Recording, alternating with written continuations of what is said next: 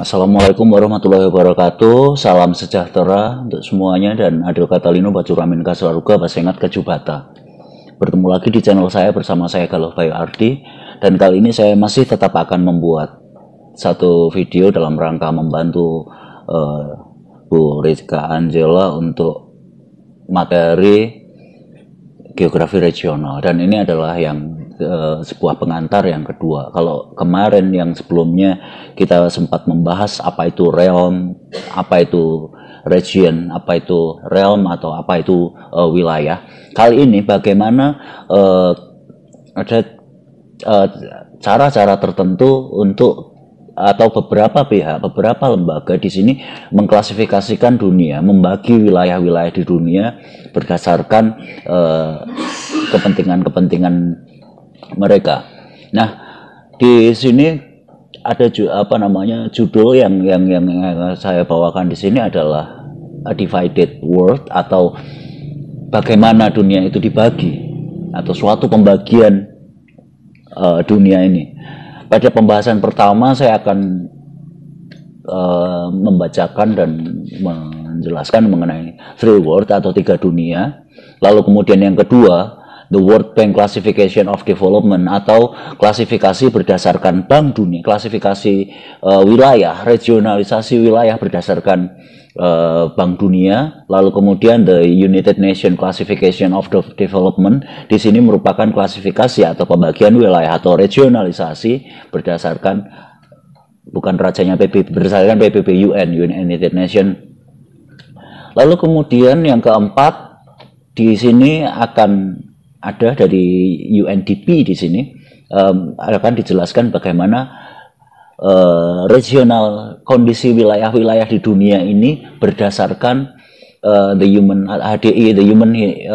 Development Index atau indeks pembangunan manusia. Dan yang paling terakhir nanti, yang kelima, saya akan menjelaskan bahwa ternyata di antara wilayah-wilayah di muka bumi ini, dalam kondisi keadaan manusianya, sumber daya manusianya ini mengalami terdapat berbagai macam variasi dan terjadi inequalities atau semacam ketidakseimbangan, kesenjangan. Dan oke, kita mulai dari yang pertama, the three world, tiga dunia. Nah, di sini merupakan kita bisa ada semacam kebijakan di Amerika pada tahun 1948, waktu itu masa Presiden Truman, yang menyiapkan secara finansial, teknis, dan militeri ada kebijakan mengenai bagaimana kebijakan negara Amerika pada waktu itu. Mereka sedang dalam keadaan atau kondisi yang sangat rapuh, menjadi negara yang sangat rapuh. Dan saat itu mereka sedang menghadapi pergerakan komunisme di Rusia yang luar biasa tegangnya, karena waktu itu era masa perang dingin. Struktur geopolitik di dunia juga menjadi menerima konsekuensi ini selama 40 tahun. Dan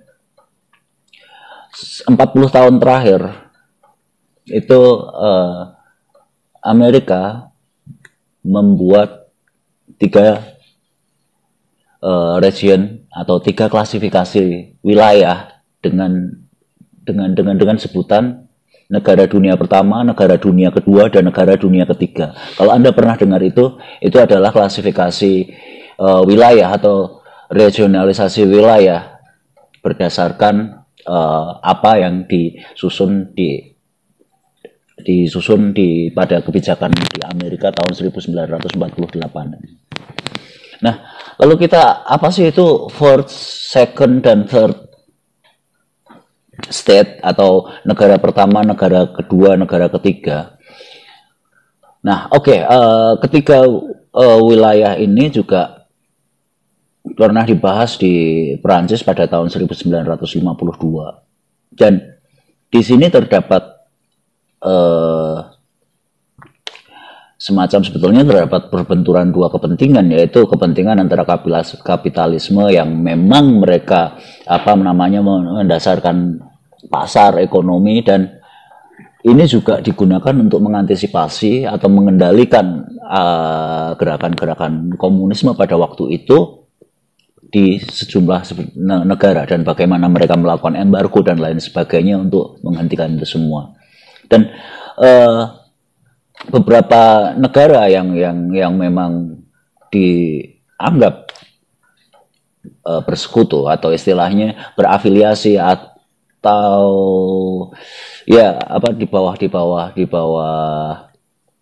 pengaruh komunisme Rusia pada waktu itu mereka menjadi negara-negara yang akan diabaikan oleh pasar dunia yang dikuasai oleh Amerika pada saat itu. Seperti misalnya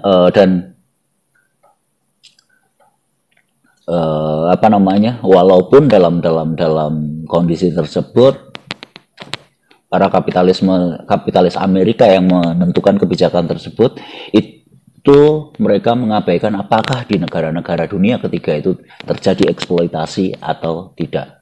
Jadi di sini negara pertama itu adalah mereka negara-negara maju, negara kedua adalah negara-negara yang sudah mulai maju dalam arti sudah mulai bertahap di era industrial, dan negara ketiga adalah negara-negara yang terbelakang.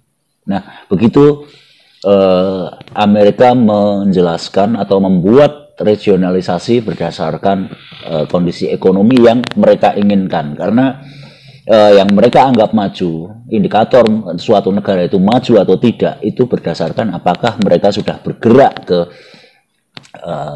sektor sebagian besar sudah di sektor industri atau belum. Dan industrialisasi ini muncul dan mempengaruhi banyak perkembangan dan tahap-tahap program di banyak dunia negara yang dikatakan development country atau berkembang, yang itu semua sesungguhnya merupakan didikte dari kapitalisme global, dalam arti di sini di Amerika.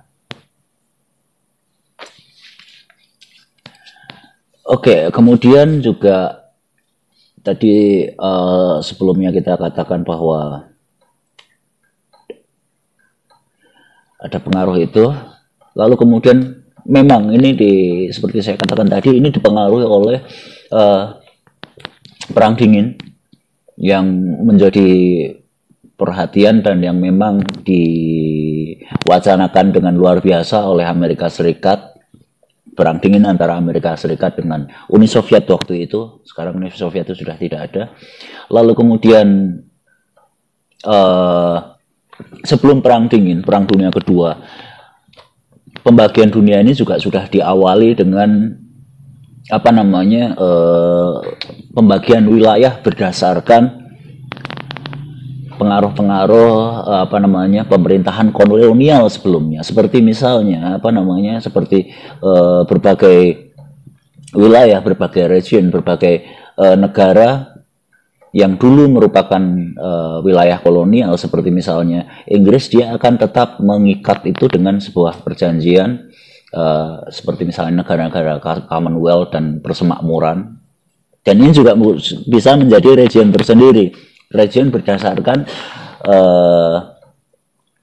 wilayah tersebut dulu pernah dikuasai atau pernah diperintah oleh pemerintah kolonial yang mana, apakah itu Inggris, Prancis, kemudian Belanda, Spanyol, Portugis dan lain sebagainya. Itu kita bisa mengklasifikasikan wilayah dengan itu. Dan ini juga merupakan sebuah mempertahankan bagaimana negara berkembang atau negara mantan negara jajahan, dalam tanda petik jajahan tersebut, itu masih tetap terkendali, masih tetap bisa menjadi pasar bagi mereka yang konon kabarnya merupakan wujud dari neokolonialisme. Oke, di sini nampaknya semuanya sudah merdeka, sudah bebas. Itu sebagaimana tahun 49 negara-negara yang memiliki wilayah koloni luas mereka memang sudah mempersiapkan setelah Perang Dunia Kedua, mereka telah mempersiapkan akan memerdekakan semua negara jajahannya, dan mereka sudah mengkonsepsikan, merumuskan cara-cara kolonisasi yang baru atau yang sering dikatakan neo-imperialisme. Oke, nah kita lihat dari tiga dunia tadi, dunia ketiga merupakan dunia yang negara ketiga merupakan wilayah yang sangat-sangat tertinggal, dan mereka klasifikasikan negara yang sangat-sangat belum maju. Nah, sementara di sini first world country atau negara dunia pertama yang dimaksudkan adalah merupakan ekonomi pasar yang mempunyai gross national product per kapita tinggi, indikatornya itu salah satunya. Lalu kemudian secara umum demokrasi kapitalis di sini adalah negara-negara United States atau Amerika Serikat, Eropa Barat, dan juga Jepang. Nah, ini tiga negara besar yang dikatakan bahwa ini merupakan negara dunia pertama. Lalu kemudian seperti apa sih negara-negara dunia ketiga? Negara dunia kedua. Negara dunia yang diklasifikasikan kedua di sini adalah mereka yang merupakan pusat ekonomi dari sosialis komunisme. Jadinya walaupun GDP mereka tinggi, mereka tetap masih akan diklasifikasikan negara dunia kedua. Jadi negara maju dengan dengan ideologi negara mereka yang sosialisme dan komunisme. Jadi Uni Soviet yang saat itu maju, lalu beberapa negara lain yang RRC yang sudah cukup maju dalam industrinya, lalu GDP-nya yang sudah mulai lumayan, itu mereka akan tetap masih menjadi negara kedua berdasarkan klasifikasi pihak Barat tersebut. Nah, ini penjelasan lebih detail dengan dunia ketiga adalah negara-negara yang di luar dari mereka berdua tadi, dari baik itu negara-negara Barat, Eropa Barat, Amerika dan Eropa Barat dan Amerika tadi. Lalu kemudian negara dunia kedua, negara dunia ketiga ini mempunyai indikator gross product domestic per kapitanya ini sangat-sangat lemah, pendapatannya sangat-sangat sedikit. Ada indikator-indikator tertentu, nanti silahkan dibaca atau dicari tentang indeks di buku-buku tentang indeks pembangunan manusia. Saya rasa browsing pun juga banyak.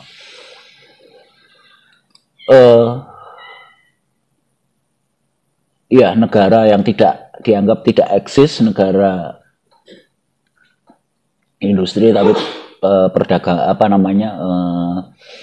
namun pendapatan per kapitanya rendah, seperti misalnya Afrika, Amerika Selatan, seperti misalnya Brasil, mulai dari Meksiko, Brasil, Peru sampai ke Argentina, itu Amerika Selatan.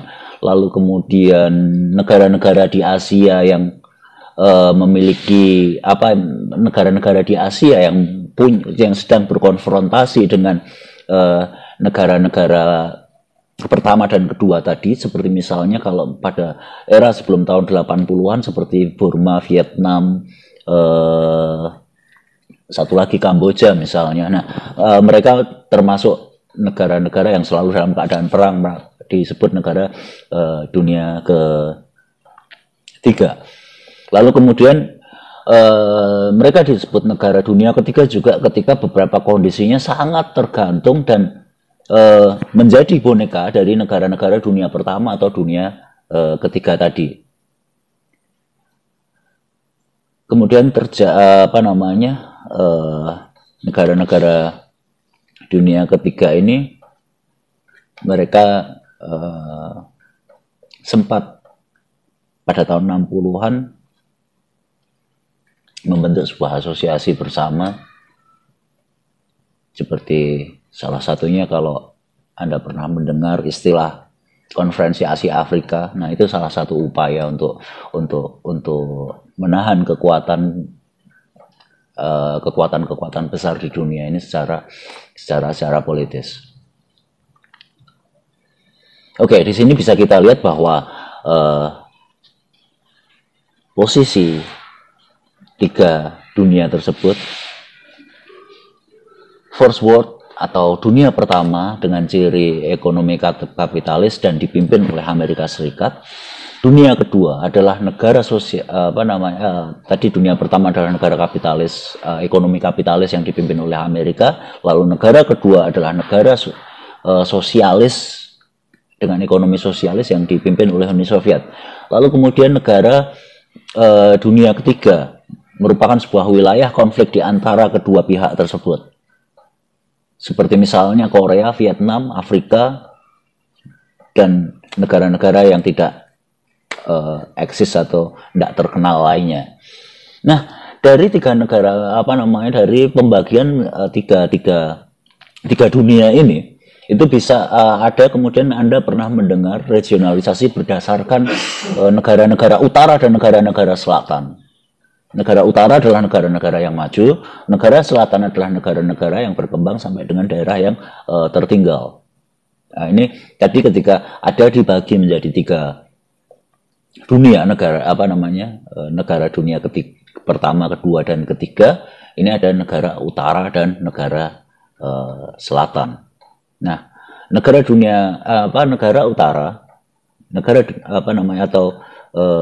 utara merupakan negara dunia pertama dan negara dunia kedua, sementara yang selatan adalah negara dunia ketiga. Makanya Anda pernah dengar mungkin dalam berita-berita koran kerjasama utara selatan. Saya tidak tahu apakah itu memang kerjasama utara selatan atau eksploitasi dari utara ke selatan secara ekonomi. Silahkan tafsirkan dan renungkan sendiri. Nah, di sini bisa kita lihat bahwasanya tadi satu lagi, selain utara selatan, lalu tiga negara dunia pertama, kedua, ketiga tadi, ada istilah juga satu lagi regionalisasi Barat dan Timur. Ya, Barat dengan mereka dengan negara-negara Amerika dan Eropa, Timur dengan negara Afrika sampai dengan Timur Jauh atau sampai dengan ke Asia. Nah, di sini bisa kita lihat bahwa dalam peta dunia ini berdasarkan warna kita bisa lihat region-region yang berwarna biru. Mereka adalah yang berafiliasi dengan negara-negara barat, atau lalu kemudian biru agak muda, the core ally USA, atau negara yang sangat-sangat erat dalam dekat dengan USA, lalu biru muda sekedar pro Amerika. Nah, di sini bisa kita lihat peta Indonesia warnanya sangat biru-biru, sangat muda atau pro USA. Lalu kemudian yang merah adalah Uni Soviet. Lalu kemudian warna orange, mereka negara-negara yang memiliki satu organisasi atau sangat dekat dan sangat berpengaruh dan bekerja sama dengan Uni Soviet. Kemudian warna-warna negara yang kuning itu adalah negara-negara pro US, USSR di sini adalah Uni Soviet. Dan negara yang dianggap netral di sini, yang tidak non-aligned, tidak berpihak blok barat maupun blok timur, ini adalah bisa kita lihat Eropa Timur, India, sebagian wilayah dari China, dan beberapa negara Afrika yang lainnya. Oke, ini dari regionalisasi berdasarkan peta, dan ini disusun pada tahun 82, sudah cukup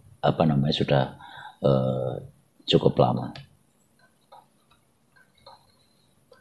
Oke.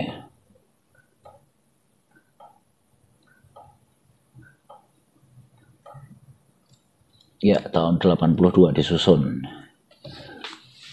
Nah, berbeda halnya dengan Bank Dunia. Bank Dunia telah melakukan regionalisasi dengan konteks-konteks yang berbeda, dengan dengan hal yang baru. Dan Ini merupakan sebuah perubahan ekonomi dan politis sejak tahun 80-an, dan ini menjadi sebuah tantangan yang tantangan ekonomi secara umum dalam mengklasifikasikan konsep dalam tanda petik pembangunan, apakah sebaik dengan mengkutupkan utara, selatan, dan lain sebagainya dalam sistem perdagangan atau sistem ekonomi dunia. Nah, di sini perubahan dari bipolar organization atau dua kutub yang berbeda menjadi lebih kompleks lagi, karena tidak hanya bipolar atau dua kutub utara selatan saja, tetapi jauh lebih menjadi multipolar, mungkin seperti hari ini. Jadi ada banyak kutub di sana, ada banyak pihak. Lalu kemudian hal ini tidak lagi menjadi kalau waktu itu adalah Barat dan Timur atau Amerika dan Uni Soviet, sekarang jauh lebih semakin berkembang lagi, dan klasifikasi yang digunakan oleh Bank Dunia ini berdasarkan pada kriteria ekonomi. Kita bisa lihat, oke, masih hampir sama dengan indikator income per kapita atau lalu kemudian kriteria inilah yang kemudian digunakan World Bank. Jadi lalu kemudian indikator lainnya adalah juga rata-rata yang pendapatan individu. Lalu kemudian bagaimana menghubungkan atau kombinasi sebagai indikatornya sebagai pendapatan per kapita, lalu kemudian dibandingkan dengan struktur ekonomi negara, jumlah kita bisa lihat dengan semacam PDRB atau pendapatan negara lainnya. Lalu kemudian di sini dilihat tinggi rendahnya populasi yang bekerja di sektor manufaktur dan juga sektor jasa. Manufaktur di sini industri, lalu jasa, sektor-sektor jasa ya pelayan jasa. Jadi ada nanti cek sektor-sektor sektor-sektor usaha yang ada di dalam tabel atau buku-buku tentang PDRB dan lain sebagainya. Dan seakan-akan di sini Bank Dunia juga melihat bahwa tingkat kemajuan itu adalah suatu perubahan yang akan dianggap semakin maju ketika semakin industrial, dan akan dianggap sebagai negara yang tertinggal atau dengan negara tingkat levelnya lebih rendah itu ketika mereka masih berbasis pada pertanian. Ini jadi nanti kita di sini juga bisa kita simpulkan lagi bahwasanya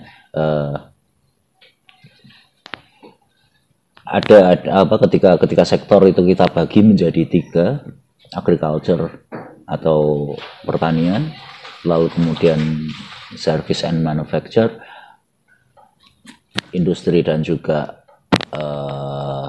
industri dan juga jasa, itu dianggap sebagai sebuah level. Jadi level tertinggal itu ketika masih pertanian, ketika masih subsisten dan lain sebagainya, dan negara itu akan dianggap atau suatu lokasi wilayah itu akan dianggap lebih maju ketika mereka sudah berada pada sektor industri. Itu pendekatan pembangunan pada masa lalu, dan saya rasa hari ini pun kita akan mengatakan bahwa negara industri akan dikatakan lebih maju dibandingkan negara-negara yang masih agraris.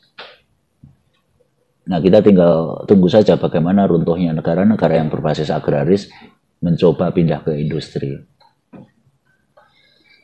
Nah, di sini kita lihat ada lagi regionalisasi menurut pendapatan per kapita. Dalam peta ini dilihat yang berwarna ungu ini adalah negara-negara yang pendapatan per kapitanya kurang dari $695. Kemudian yang berwarna kuning adalah negara-negara di mana atau suatu wilayah dengan pendapatan per kapita antara $696 sampai dengan $8.625. Nah, ini seperti Indonesia termasuk yang di sana, yang agak lumayan. Kemudian yang berwarna hijau adalah wilayah-wilayah dengan pendapatan lebih dari $8.625. Dan lalu yang diarsir tidak ada data. Oke, jadi bisa kita lihat distribusi wilayah dengan pendapatan tinggi sampai dengan pendapatan yang rendah. Ini sumber dari Bank Dunia tadi, World Bank.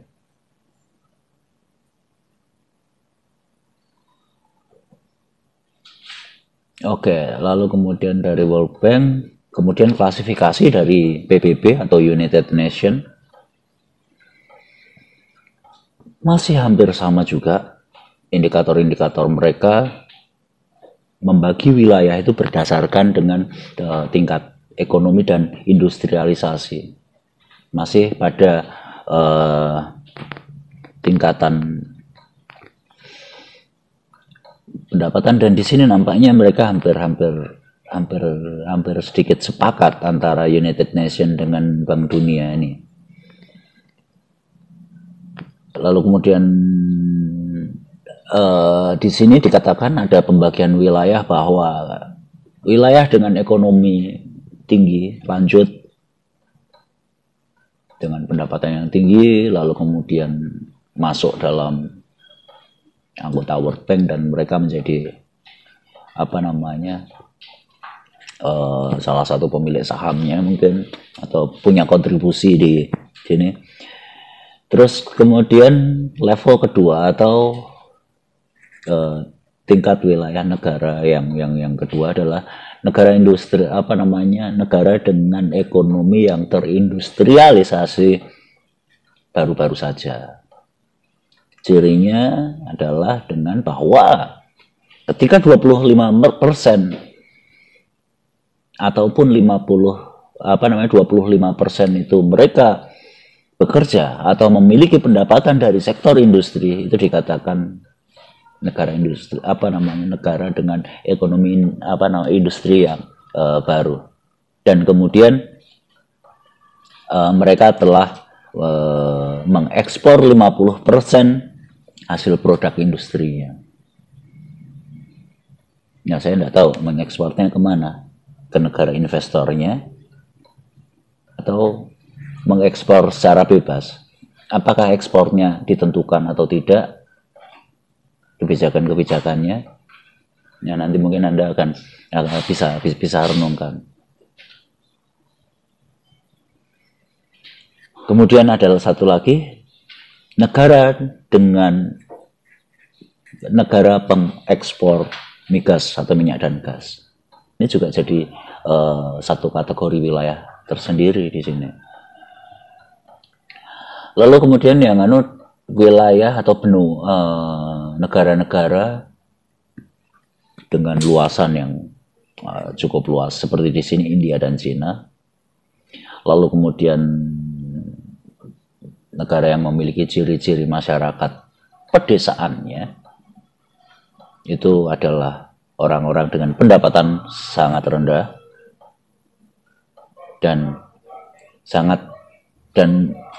ciri khasnya mereka di negara tersebut terjadi urbanisasi besar-besaran atau mobilitas penduduk dari desa ke kota. Jadi urbanisasi bukan sebuah proses perubahan wilayah, tapi urbanisasi sebagai mobilitas penduduk, sebagai pergerakan penduduk.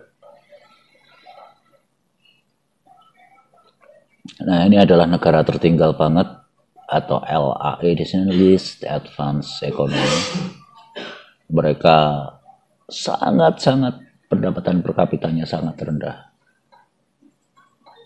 Dan ini banyak sekali, paling banyak di negara-negara Afrika. Oke, berdasarkan klasifikasi ekonomi United Nations atau PBB, bisa dilihat dalam peta ini. Underdevelopment, developing, newly industrial, advanced, oil, export, rank. Jadi di sini berdasarkan dari warnanya, dari warna paling cerah kuning, itu negara yang belum berkembang atau negara yang tidak sedang membangun, belum terbangun. Warna hijau adalah negara yang berkembang atau negara membangun. Indonesia termasuk di warna hijau, developing country. Lalu kemudian di sini Cina, beberapa bagian Eropa, lalu kemudian negara-negara bagian di Amerika Serikat, Meksiko dan ke arah Meksiko.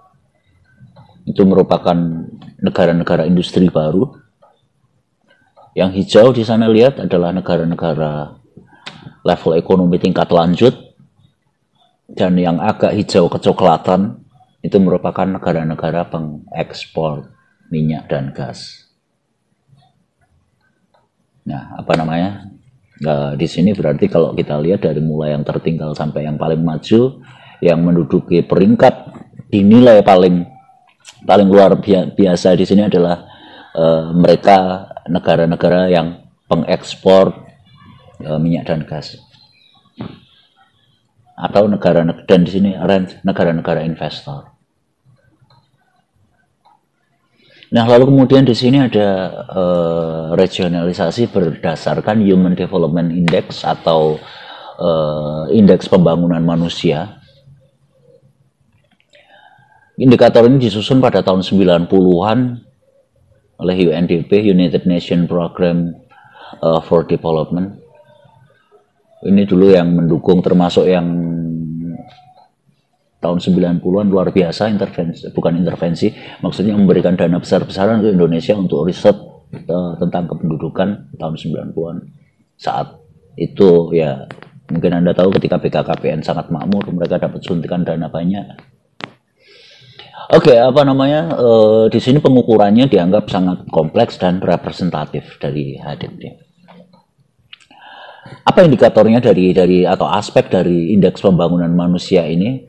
Di sini ada level kesehatan atau tingkat kesehatan, tingkat kesehatan. Jadi di sini tingkat kesehatan ketika aspek tingkat kesehatan, indikator atau dari variabel ini adalah indikatornya harapan hidup, angka harapan hidup. Lalu kemudian angka harapan hidup dilihat dari ketersediaan fasilitas kesehatan. Kemudian selain kesehatan, keduanya adalah edukasi, pendidikan. Diukur dari jumlah angka yang melek huruf, tingkat orang mereka bisa baca tulis. Lalu kemudian tingkat pendidikan, ada beberapa di sini. Nah, yang terakhir baru ekonomi, dilihat dari income-nya. Jadi di sini indeks pembangunan manusia, kualitas sumber daya manusia diukur dari pertama level kesehatan, kedua adalah tingkat pendidikan, dan yang ketiga pendapatan.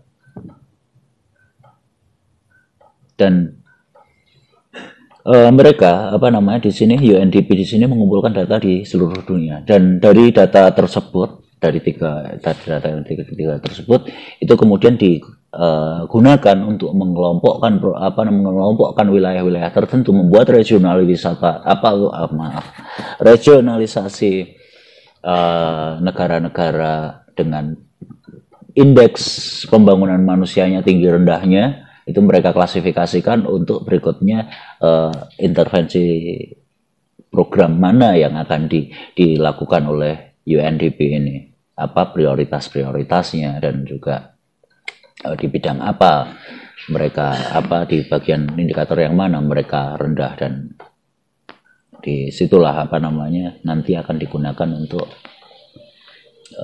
sasaran-sasaran. Nah, di sini dari angka HDI-nya, Human Development Index-nya, yang dari peta ini regionnya, negara-negara dengan yang HDI-nya paling atau IPM-nya paling pada tahun 2001 kita lihat hanya di negara Afrika yang berwarna kuning. Lalu yang berwarna hijau muda cukup agak sedikit tinggi dengan angka 0,4, 0, sampai 0,6. Indonesia berada di level 0,6 sampai 0,7. Negara yang lebih maju lagi 0,8. Kita lihat di ya yang dengan IPM atau Indeks Pembangunan Manusia atau Human Development Index ini yang cukup tinggi, masih sama Amerika Serikat, Eropa dan Australia. Selain itu mereka indeksnya agak lebih rendah. Ini pie chartnya dan bisa kita lihat urutan dari paling atas global GDP ini dari pendapatan paling tertinggi Amerika Serikat, kedua Jepang, 3 Jerman, lalu kemudian negara-negara lain. Dan luar biasa, 32% pendapatan dipegang ada di Amerika Serikat. Oke, ini distribusi pendapatan, kelompok pendapatan secara global. Nampak sekali terdapat kesenjangan atau inequality di sini. 20% populasi mereka memiliki 85% kekayaan yang ada di dunia.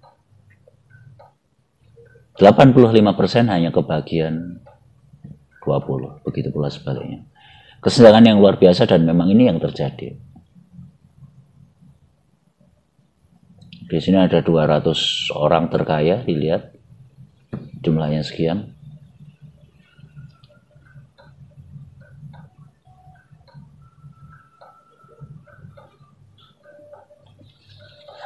Dan 200 orang terkaya jika dirata-rata, dia dapat menghasilkan $500 per detik. Itu. Oke, saya rasa saya cukupkan sekian. Itu tadi penggambaran geografi regional atau pembagian wilayah di dunia lebih banyak berdasarkan kondisi ekonomi atau kondisi sosial ekonomi secara global. Oke, saya cukupkan sekian. Saya ucapkan assalamualaikum warahmatullahi wabarakatuh. Adil Katalino, Bacuramin Kasaruga, Basengat Ka Jubata. Salam. Basengat Ka Jubata. Salam.